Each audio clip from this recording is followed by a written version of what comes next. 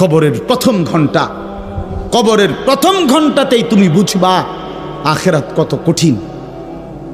রাসূলুল্লাহ সাল্লাল্লাহু আলাইহি ওয়াসাল্লাম বলেন, কবরে যেই নাফরমান প্রশ্নের জবাব দিতে পারবে না, তিনটি প্রশ্নের, তো আল্লাহ তাআলা বলবেন কাযাবা আবদি, ফেরেশতা আমার এই নাফরমান বান্দা মিথ্যা বলেছে।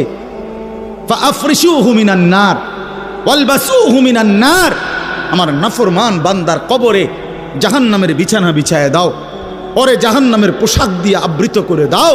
ওয়াফতাহু লাহু বাবান ইলান নার, জাহান্নাম বরাবর তার কবর থেকে দরজা খুলে দাও, কবর খুলে দাও। ওফো, আল্লাহর নবী সাল্লাল্লাহু আলাইহি ওয়াসাল্লাম বলেন, তখন কবর তারে, ফেরেশতা যখন তাকে রাইখা যাবে, কবর তারে ডান দিকের মাটি বাম দিকে একটা চাপ দিবে, বাম দিকের মাটি ডান দিকে চাপ দিবে। আল্লাহর কসম, নবী বলছে হাত্তা তাখতালিফা আদলাউহু, ডান পাশের হাড্ডি এবং এই পাজরের হাড্ডিগুলো করকর করে ভাঙ্গা বাম দিকে চলে যাবে, বাম দিকের গুলো ডান দিকে চলে যাবে। ভাইয়া আমার, তুমি তোমার উপরে রহম করো। বাপ আমার, আপনাদেরকে বলি, হারামের টাকা উপার্জন কইরা, সুদের টাকা, কিস্তির টাকা, ঘুষের টাকা, ওজনে কম দেওয়া টাকা, হারাম ব্যবসার টাকা, বাটপারি সিটারির টাকা দিয়া বংশ, ফ্যামিলি, স্ত্রী, সন্তানের জন্য রাইখা যাইয়েন না। ওরা আমনে বরবাদ করবে, আপনি নিজেও বরবাদ হইলেন, ওরারও বরবাদ করলেন।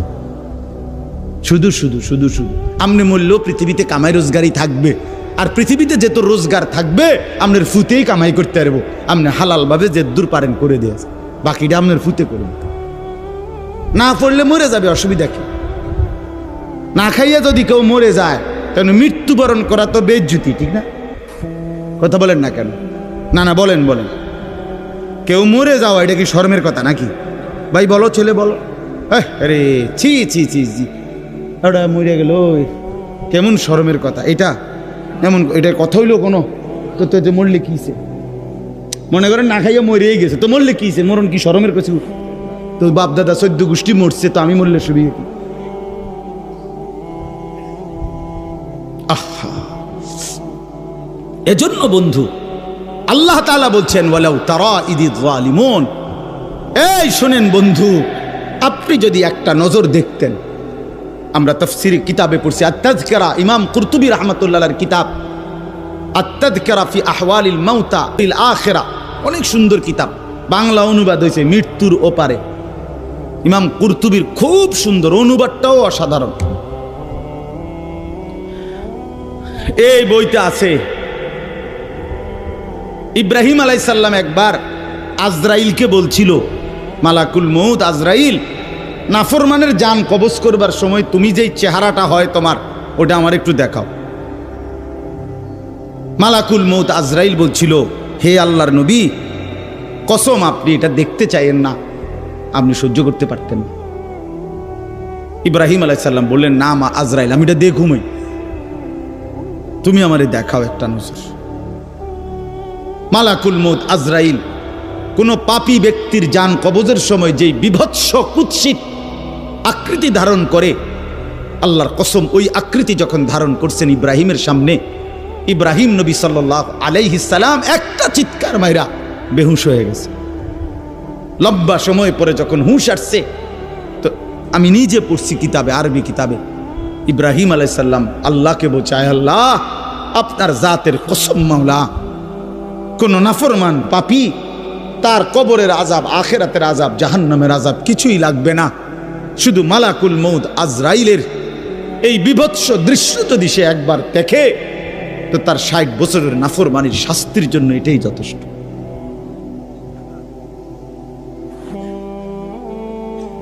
হ্যাঁ, আখরিজু আনফুসাকুম, এখানেও আল্লাহ তাআলা এই কথাটা বলছে, ফালাউলা কাল্লা ইদা বালাগাতিত তারাকিয়া। আল্লাহ তাআলা বলেন, কখনোই না বান্দা, অর্থাৎ কোনোভাবেই থামাইতে পারবে না, ইদা বালাগাতিত তারাকিয়া, প্রাণ যখন, রূহ যখন কলিজা থেকে ছিঁড়ে ফেরেশতা মালাকুল মউত টান মারবে, যখন কণ্ঠনালীতে পৌঁছে যাবে, তখন আর কোনো নাফরমান কোনো তওবা, কোনো ইস্তিগফার, কোনো চিৎকার, কোনো ঝাড়, কোনো ফুক, কোনো ডাক্তার, কোনো কবিরাজ, কোনো বৈদ্য, কোনো কিছু দিয়েই আর নিজেকে ফেরাইতে পারবে না। ইদা বালাগাতিত তারাকিয়া, যখন কণ্ঠনালীর মধ্যে ফেরেশতা টান দিয়ে বের করে ফেলবে রূহ, কলিজা থেকে, কলব থেকে রূহকে টেনে ধরবে, যখন কণ্ঠনালীতে চলে আসবে, ওয়াকিলা মান রাক, আশপাশের সকলেই তখন বলবে এই ব্যক্তি যে ছটফট করতেছে তারে এখন কোন কবিরাজ দিয়া ঝাড়াবে। সবাই ডাক্তার, কবিরাজ, বৈদ্য, ওজা খুঁজবে, দেখো না কার কে পরিচিত আছে, ডাকো, আরে বাঁচাইবার চেষ্টা করো। ওয়ান্না আন্নাহুল ফিরাক, আল্লাহ বলে কিন্তু ওই ব্যক্তি ঠিকই বুঝে ফেলেছে আজকে তাকে নিশ্চিত এই পৃথিবী থেকে বিচ্ছিন্ন হতে হবে। আত্মীয় স্বজন তারা যদিও ডাক্তার কবিরাজের জন্য চিল্লাচিল্লি করছে, কিন্তু লোকটা নিজেই বুঝে ফেলবে আন্নাহুল ফিরাক, তাকে এখন এই দুনিয়ার মায়া থেকে বিচ্ছিন্ন হইতেই হবে। কারণ মালাকুল মউত তো রূহটা ছিঁড়া ফেলছে, কলিজা থেকে টান দিয়া ফেলছে, আর তো ফেরত যাবে না, আর তো ফেরত যাবে না। ইন্নাল্লাহা ইয়াকবালু তাওবাতাল আবদি মা লাম ইউগারগির, নবী সাল্লাল্লাহু আলাইহি ওয়াসাল্লাম বলেন নিশ্চয়ই আল্লাহ তাআলা বান্দার তওবা কবুল করেন যতক্ষণ পর্যন্ত না মৃত্যুর গড়গড়া শুরু হয়, ওর আগ পর্যন্ত। ফেরেশতা টান দিলে মৃত্যুর যখন গড়গড়া শুরু হয় তখন যদি কোনো বান্দা তওবা করে আল্লাহ তাআলা সেই তওবা কবুল করে না। এবার দম টানে, একেবারে সোজা হইয়া গেছে। এই সময় হুজুর আনছে 200 টাকা দিয়া, হুজুর আব্বারে গুদ্দুর বেহেস্ত বুঝ করিয়া দেন, তোবা ভরাইয়া দেন, তোবা। এই সারা জিন্দিগির সিটারি বাটফারির তোবাটা এই 200 টাকা দিয়া আব্বারে মিল করিয়া দেন। হ্যাঁ, ফেরেস বেহেস্ত দিয়া দিব। বেহেস্ত হুজুরের আব্বার সম্পত্তি। হ্যাঁ, কথা বলেন না কেন? বেহেস্ত হুজুরের বাপের সম্পত্তি এটা। তো এটা কি ধরনের তওবা, কিসের তওবা এটা? এই বেটার তো কোনো এহসাসে নাই। আরে বোঝেন নাই আমার কথা? তার তো কোনো অনুভূতিই নাই, হে তো লড়েও না, বুঝেও না, হে তো জানে না কিসের করছে, কি করতেছে। আল্লাহ তাআলা বলছে ওয়াল্লাযীনা ইযা ফাআলু ফাহিশাতান আও যালামু আনফুসাহুম যাকারুল্লাহ ফাস্তাগফারু লিযুনুবিহিম। আল্লাহ বলছে আমার বান্দা যত বড় নাফরমানি করুক, করতে করতে যদি বড় থেকে বড় জুলুমও করে, কিন্তু তৎক্ষণাৎ যদি আমি আল্লাহকে স্মরণ করে আর আমার কাছে 2 হাত তুলে মাফ চায়, পিছনের গুনাহ যদি ছেড়ে দেয় আর করবে না যদি ওয়াদা দেয়, খোদার কসম কোরআনে আছে, আল্লাহ বলেন বান্দা আমি পুরাপুরি 100% মাগফিরাত দিয়ে দেব, পুরা মাফ। উলাইকা জাযাউহুম মাগফিরাতুম মির রাব্বিহিম। যখন তোমার বুঝ ছিল তখনই তুমি তওবা করছিলা, ঠিক আছে, কিন্তু যখন মৃত্যুর যন্ত্রণা শুরু হয়ে যায় তখন আর তওবা কবুল হয় না।